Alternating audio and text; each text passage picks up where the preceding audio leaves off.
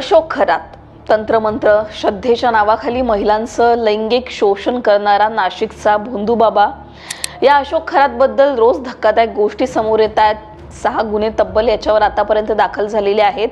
सोमवारी एक विद्यार्थिनी त्याचबरोबर आणखीन 2 महिला पुढे आल्या आणि याच्यावर आणखीन 3 गुन्हे दाखल करण्यात आले। टोटल 6 गुन्हे त्याच्यावर दाखल आहेत। आता हा खरात जो आहे याच्याविषयी रोज धक्कादायक माहिती समोर येत असताना पीडित महिलांचा वापर कशा प्रकारे तो स्वतःसाठी करायचाच, त्याचबरोबर धनिक पुरुषांसाठी किंवा बड्या पुरुषांसाठी सुद्धा करायचा, या संदर्भात एक धक्कादायक माहिती समोर आलेली आहे। त्याबद्दलच या व्हिडिओच्या माध्यमातून बोलणार आहोत। नमस्कार, मी पूजा, तुम्ही पाहताय लोकमत।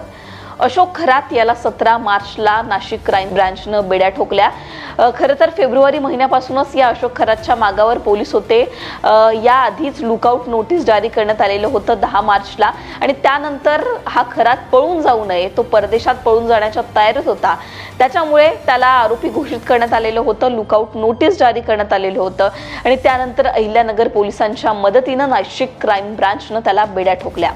आता हा अशोक खरात काय करायचा, तर ज्या तक्रारी प्राप्त झालेल्या आहेत त्यानुसार अनेक अशा महिला आहेत। काही महिलांचा घटस्फोट झालेला आहे, काही महिलांचं लग्न व्हायचं होतं, काही महिला या लग्न झालेल्या आहेत। 7 महिन्यांच्या गर्भवतीला सुद्धा या खरातनं सोडलेलं नाहीये। हा खरात त्यांना सांगायचा की पुढे जाऊन तुझं भविष्य चांगलं राहण्यासाठी, तुझं सांसारिक जीवन चांगलं राहण्यासाठी, किंवा जर तिचं लग्न झालं नसेल तर चांगला नवरा मिळण्यासाठी तुला जे मी सांगेल ते करावं लागेल। हा काही महिलांना खडे द्यायचा, काही महिलांना पिण्यासाठी पेय द्यायचा आणि त्यांना गुंगीचं औषध देऊन त्यांच्यावर हा लैंगिक अत्याचार करायचा। आता नवीन माहिती काय समोर आलेली आहे या सगळ्या प्रकरणामध्ये, तर पीडित महिलांचं शोषण हा खरात करायचाच, त्याचबरोबर या महिलांना तो ब्लॅकमेल करायचा। कशासाठी ब्लॅकमेल करायचा, तर धनिक लोक, जे पैसेवाले मोठे लोक असतील त्या लोकांना या महिलांचा वापर त्या लोकांसाठी सुद्धा करायचा। तू त्या पुरुषासोबत जा, नाहीतर तुझे जे माझ्याकडे व्हिडिओज आहेत ते मी व्हायरल करेल, अशी धमकी हा खरात द्यायचा। म्हणजे या पीडित महिलांचं स्वतः तर शोषण करायचाच, प्लस या महिलांचा वापर त्या पुरुषांसाठी सुद्धा करायचा। त्या बड्या पुरुषांना सुद्धा या ज्या महिला आहेत त्या पुरवण्याचं काम हा जो खरात आहे तो करायचा। म्हणजे कशा प्रकारे मोठं सेक्स स्कॅन्डल जे आहे हा खरात चालवायचा का, असा प्रश्न याच्यावरून उपस्थित होतो। ज्या प्रकारे एप्स्टीन जो आहे त्याचे कारनामे समोर आलेले होते, जेफ्री एप्स्टीन, त्या प्रकारेच महाराष्ट्राचा हा खरात एप्स्टीन असल्याचं समजलं जात आहे।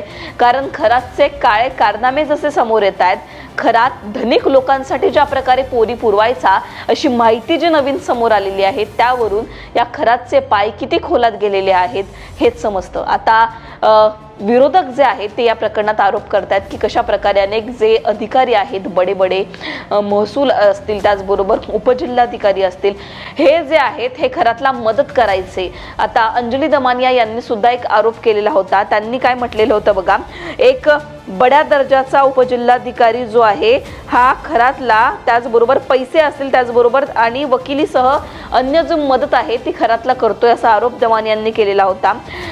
उपजिल्हाधिकारी असतील त्याचबरोबर महसूलचे काही अधिकारी असतील, हे सुद्धा खरातला जे आहे मदत करायची अशी माहिती समोर येते। महसूल अधिकाऱ्यांची नावं, फोटो समोर येत आहेत। आता याच्यामध्ये बघा, अनेक मंत्री, IAS IPS दर्जाचे अधिकारी सुद्धा खरातला मदत करायचे अशी माहिती समोर येते।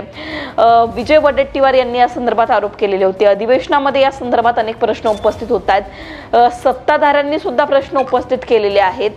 सातत्यानं जर आपण बघितलं तर रुपाली चाकणकर यांच्यावर मोठ्या प्रमाणात आरोप होत आहेत, कारण रुपाली चाकणकर यांना हे प्रकरण आधीपासूनच माहिती होतं, त्यांनी पोलिसांवर दबाव आणला होता, अशा प्रकारचे आरोप त्यांच्यावर होत आहेत। त्याच्यामुळे हे सगळं जे खरातचं प्रकरण आहे हे पुढे जाऊन काय वळण घेतं हे पाहणं महत्त्वाचं असणार आहे। पण खरातवर सातत्यानं ज्या प्रकारच्या रोज FIR दाखल होत आहेत, नवीन तक्रारी दाखल होत आहेत, त्यावरून हा जो खरात आहे हा लवकर सुटणार नाही आणि त्याच्यावरची जी टांगती तलवार आहे पुढची ती आणखीनच गडद होणार आहे, हे चित्र स्पष्ट होत आहे। पण या खरातमुळे नेमकं कोण कोण अडकणार, नेमक्या कुणाकुणावर टांगत्या तलवारी आहेत, कुणाकुणाचं पद धोक्यात आहे, ही सगळी जी माहिती आहे ती येत्या काळामध्ये आपल्याला कळणार आहे। पण रुपाली चाकणकरांची चौकशी होऊ शकते अशी माहिती मिळते, कारण रुपाली चाकणकर फेब्रुवारी महिन्यापासूनच जर आपण बघितलं तर अहिल्यानगर पोलिसांवर त्यांचा दबाव होता अशी माहिती मिळते। या सगळ्या प्रकरणामध्ये सगळ्यात महत्त्वाची माहिती म्हणजे कशा प्रकारे मुलींचं, महिलांचं, विद्यार्थिनींना सुद्धा याने सोडलं नाहीये। यांचं लैंगिक शोषण हा खरात करायचाच, पण या महिलांचा वापर कशा प्रकारे धनिक लोकांसाठी सुद्धा करायचा, ही सगळी माहिती समोर आलेली आहे. या संदर्भात आणखीन काही महत्त्वाच्या गोष्टी असतील तर त्या आम्ही तुमच्यापर्यंत पोहोचू. तुमची याबद्दलची काही मतं, तुमचे याबद्दलचे काही कमेंट्स असतील ते सांगा. लोकमतला सबस्क्राईब केलं नसेल तर सबस्क्राईब करायला विसरू नका.